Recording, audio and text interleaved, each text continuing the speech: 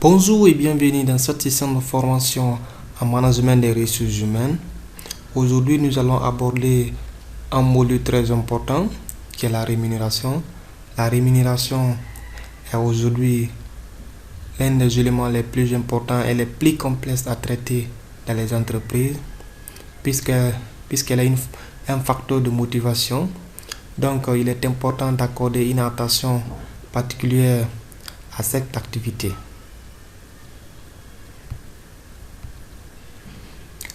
Quel est l'objectif du module? Dans cette session, vous allez apprendre c'est quoi la rémunération, son objectif, les démarches à suivre pour élaborer une stratégie de rémunération, évaluer les emplois pour élaborer une structure salariale. Donc ce module aborde les étapes clés menant à la détermination des salaires. Il s'agit d'abord d'élaborer la stratégie de rémunération en lien avec les objectifs organisationnels. Par la suite, l'évaluation des emplois et les enquêtes de rémunération permettant d'élaborer une structure salariale sur laquelle l'entreprise se basera pour déterminer les augmentations des salaires.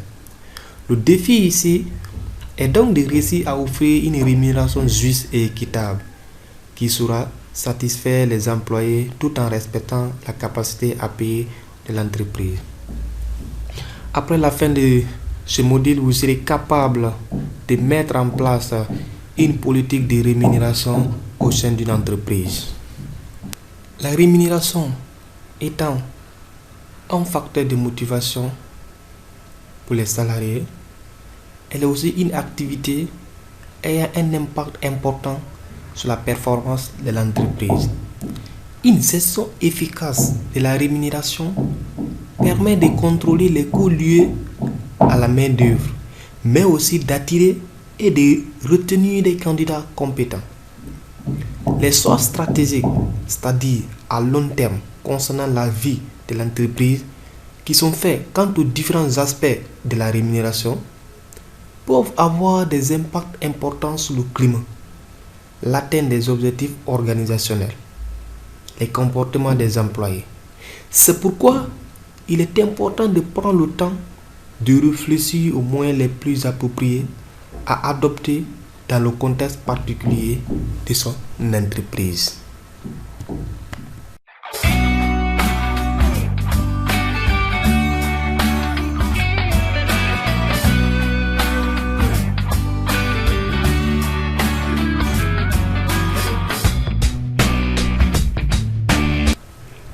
Les objectifs de la rémunération.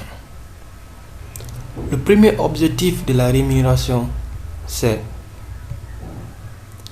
attirer et recruter une main-d'œuvre répondant aux besoins de l'entreprise. Ici, à travers la rémunération, l'entreprise peut attirer des candidats potentiellement compétents, c'est-à-dire les candidats ayant les compétences requises pour combler les postes à pourvoir au sein de l'entreprise, pour l'aider à atteindre ses finalités. Le deuxième objectif, c'est inciter le personnel à se surpasser pour atteindre les objectifs organisationnels. La rémunération permet à l'entreprise de motiver ses collaborateurs à donner le meilleur d'eux-mêmes pour l'atteinte de la mission organisationnelle. Le troisième objectif, c'est retenir le personnel compétent. La rémunération est un facteur de motivation. Elle permet de garder dans l'entreprise les ressources humaines ayant les compétences nécessaires pour exécuter le travail et permettant à l'entreprise de réaliser ses objectifs organisationnels. Le dernier objectif, c'est assurer une rémunération équitable entre les différentes catégories d'emploi. Une bonne gestion de la rémunération permet de fixer des salaires justes selon les catégories d'emploi. Elle permet de contrôler la masse salariale. Retenez que la masse salariale est l'ensemble des salaires ou l'ensemble des sommes d'argent versées aux salariés pendant une année. En matière de rémunération, il y a des règles juridiques à respecter, des règles que stipule la législation. Le respect du SMIC. Le SMIC, c'est le salaire minimum interprofessionnel de garantie. Ne pas payer un salaire à un salarié en dessous du SMIC que stipule la législation. Ici, le SMIC, c'est une somme de salaire fixée par la loi au-dessous duquel on ne doit pas payer un salaire au salarié. C'est-à-dire, lorsque le salaire fixé par l'entreprise, par le chef d'entreprise, le salaire proposé par le chef d'entreprise est au-dessous du SMIC, cela est une infraction. Donc, il faut payer un salaire au salarié qui sera au-dessus du SMIC. Ensuite, le respect du principe de non-discrimination. Il est interdit de différencier la rémunération entre plusieurs salariés en se fondant sur des éléments discriminants comme le sexe, l'âge, la religion, la race. Donc, dans le processus de fixation des salaires, il est interdit de discriminer le ou les salariés en se fondant sur des éléments discriminants, par exemple le sexe, si c'est une femme ou un homme, le salaire de la femme doit être élevé par rapport au salaire de l'homme, le salaire de l'homme doit être élevé par rapport au salaire de la femme. Ce sont des éléments discriminants. Également sur l'âge, la religion, la race également. Donc, retenez, à compétence égale, qualification égale, le salaire de plusieurs employés doit être identique. Composante de la rémunération. La rémunération est composée de la rémunération globale. La rémunération globale est l'ensemble de la rémunération intrinsèque et extrinsèque. La rémunération intrinsèque, il s'agit de l'ensemble des avantages d'ordre psychologique que procure l'emploi au travailleur. Par exemple, le sentiment d'appartenance à un groupe social. La rémunération extrinsèque concerne les avantages d'ordre matériel. Elle est divisée en deux, à savoir la rémunération directe et la rémunération indirecte. La rémunération directe. La rémunération directe est la somme des salaires versés directement en fonction du travail accompli. Elle comprend le salaire de base. Le salaire de base, c'est le salaire conclu entre l'employeur et l'employé dans le contrat de travail. Les primes. Les primes, ce sont des sommes d'argent versées aux salariés, soit pour récompenser la fidélité, prime d'ancienneté, ou avoir obtenu un résultat satisfaisant, prime de rendement, ou compte tenu des conditions d'exécution du travail, prime d'insalubrité. Elles sont soumises au calcul de la Caisse nationale de sécurité sociale, le CNSS. Les gratifications. Ce sont des sommes versées pour récompenser le travailleur ou à l'occasion d'événements familiaux. Les gratifications sont versées aux salariés lorsqu'ils font un travail exceptionnel. Souvent, on les appelle les 13e mois. Les avantages en nature. Octroyés à titre individuel. Nourriture, logement, voiture de société, téléphone, le sport.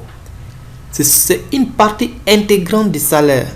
Ils ne sont pas soumis au CNS. Les avantages en nature ne sont pas payés en argent, mais complètent la rémunération.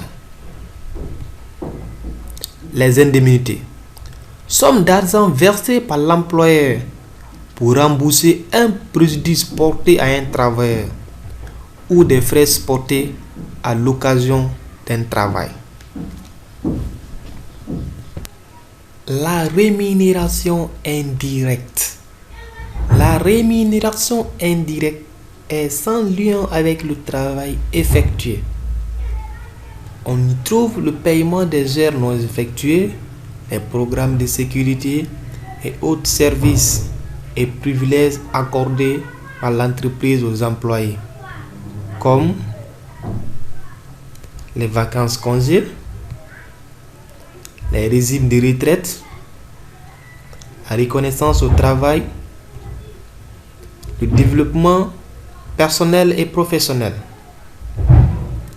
Retenez que l'objectif que vise la gestion de la rémunération est d'améliorer la performance de l'entreprise.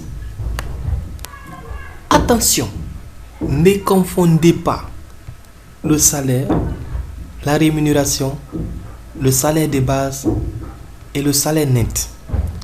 Le salaire, c'est un élément de la rémunération.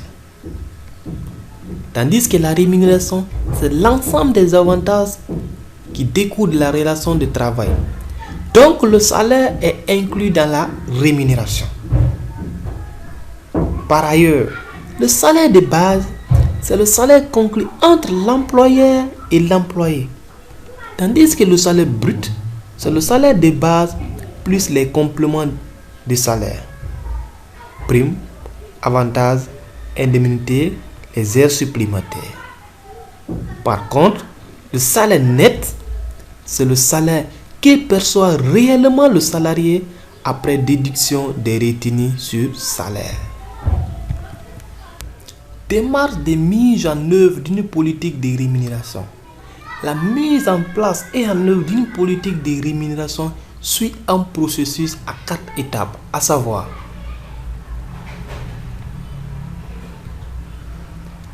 élaborer une stratégie de rémunération, la première étape. La deuxième, évaluer les emplois. La troisième, déterminer les salaires. Et la dernière étape, déterminer les augmentations des salaires. Quand est-ce faut-il? La mise en place d'une politique de rémunération dans les entreprises est un processus à 4 étapes. La première étape, c'est élaborer une stratégie de rémunération. Avant de structurer la rémunération des employés au sein de l'entreprise, il est important d'élaborer une stratégie de rémunération. Pour cela, il faut d'abord se questionner, s'interroger sur les objectifs organisationnels pour que la rémunération devienne un moyen stratégique permettant de les atteindre. Ensuite, la direction doit se questionner sur les buts recherchés par la stratégie de rémunération en identifiant les comportements et les résultats attendus. Enfin, elle peut choisir les formes de rémunération permettant le développement de l'entreprise. Pour ce faire, définir les objectifs organisationnels en se questionnant sur ce que l'entreprise veut atteindre, comme par exemple l'amélioration de la qualité, le développement de nouveaux produits. Ensuite, identifier les comportements et les résultats permettant d'atteindre les objectifs en se questionnant sur ce qui est encouragé, comme par exemple la compétition, le mérite ou l'ancienneté, les efforts, l'équipe ou l'individu par exemple. Enfin, déterminer la stratégie globale de rémunération en choisissant les formes de rémunération directes et indirectes les plus appropriées en fonction des comportements et résultats attendus. La deuxième étape consiste à évaluer les emplois. Après avoir défini la stratégie de rémunération de l'entreprise, il faut maintenant déterminer de façon équitable le salaire de base en fonction des responsabilités et des exigences du poste, plutôt qu'en fonction du titulaire du poste, c'est-à-dire en se basant sur le titulaire du poste. L'évaluation des emplois se veut une démarche objective visant à assurer une cohérence interne entre les salaires rattachés aux différents postes. Pour évaluer les emplois, il faut d'abord définir les facteurs à évaluer, comme par exemple les qualifications, la formation par exemple, l'expérience professionnelle. Les responsabilités, ça peut être les responsabilités financières, matérielles, techniques, voire humaines. L'effort intellectuel et physique déployé dans la réalisation d'une activité. Les conditions de travail également. Par exemple, il y a les employés qui sont soumis au bruit, à la température, exposés à beaucoup de dangers, de stress, etc. Donc, évaluer chacun des emplois de l'entreprise selon les facteurs choisis en se basant sur le profil de poste et non sur le titulaire du poste. Après l'évaluation des emplois, il faut maintenant déterminer les salaires. Deux éléments importants sont à prendre en compte dans la détermination des salaires. Il est important d'assurer l'équité interne en classifiant les emplois selon l'évaluation qui en a été faite à l'étape précédente, c'est-à-dire à l'étape d'évaluation des emplois.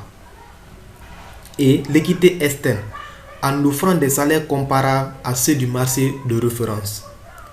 Ces données permettront ensuite à l'entreprise de déterminer les échelles de salaire pour sa classe d'emploi.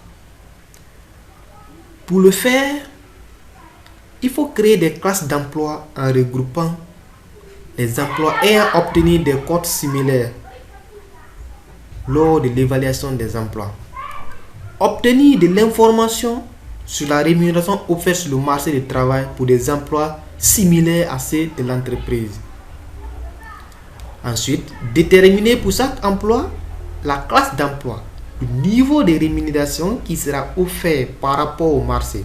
C'est-à-dire décider si l'entreprise veut ou peut offrir des salaires comparables à ceux du marché, plus élevés que ceux du marché, moins élevés que ceux du marché. Finalement, déterminer les salaires en fixant un taux minimum et maximum de salaire. Après avoir élaboré une stratégie de rémunération, évaluer les emplois et déterminer les salaires, il est maintenant important de déterminer comment les salaires vont augmenter. Donc, il faut préciser comment les employés progresseront dans leur échelle salariale respective. Pour ce faire, il faut élaborer une structure salariale qui permettra de visualiser les salaires associés à chacun des échelons de l'échelle salariale. Selon la réalité de l'entreprise, les échelons pourront être gravis selon des critères d'ancienneté ou de rendement. Pour déterminer les augmentations de salaire, il faut définir les critères, principalement l'ancienneté ou le rendement, et la fréquence des augmentations de salaire pour chaque classe d'emploi. Déterminer le nombre d'échelons compris dans les échelles salariales pour chaque classe d'emploi, ainsi que les montants qui y seront associés. N'oubliez pas de procéder annuellement à l'ajustement des salaires en révisant les salaires individuels en fonction de l'ancienneté ou du rendement, en modifiant les échelles de salaire en fonction du coût de la vie. Le chargé de la rémunération, le gestionnaire de rémunération, consulte la direction pour définir les critères et la fréquence des augmentations des salaires. Elle crée et met en jour la structure salariale. Elle doit aussi communiquer la structure salariale aux employés et les informer des ajustements de salaire.